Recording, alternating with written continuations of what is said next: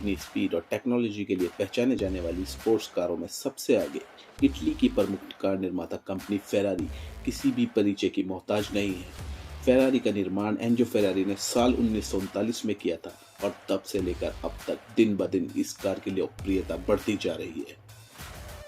तो आइए जानते हैं इस बेमिसाल कंपनी फेरारी के बारे में।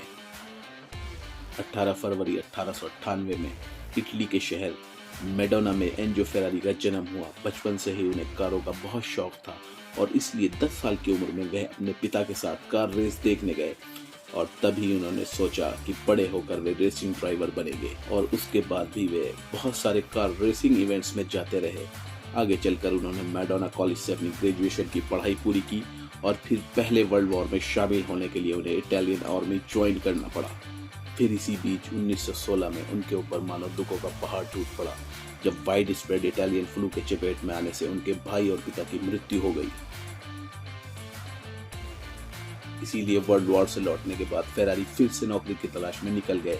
इटली के शहर तुरीन में एक मोटर कंपनी में टेस्ट ड्राइवर के तौर पर नौकरी मिल गई।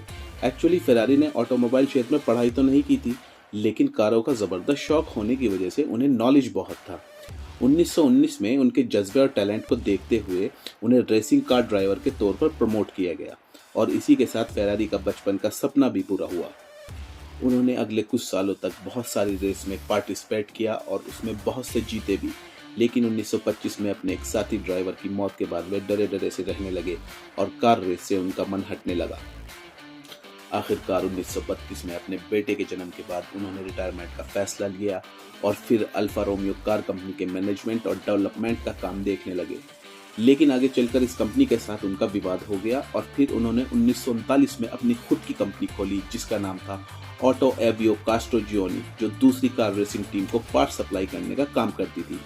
एंजो फेरारी शुरू से ही अपनी कंपनी का नाम फेरारी रखना चाहते थे, लेकिन जब उन्होंने अल्फा रोमियो कंपनी छोड़ी तो उस समय कंपनी का एग्रीमेंट था कि अगर आपने कोई कंपनी खोलते हैं तो अगले 4 साल तक कंपनी का नाम फेरारी नहीं रख सकते।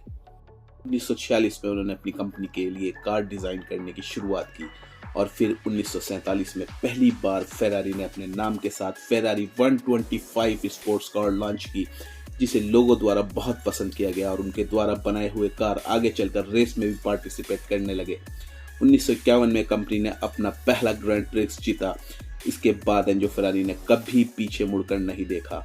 आज के समय में स्पोर्ट्स कारों की गिनती में फेरारी का नाम सबसे पहले लिया जाता है। इसकी डिजाइन और स्पीड के लोग आज भी दीवाने हैं।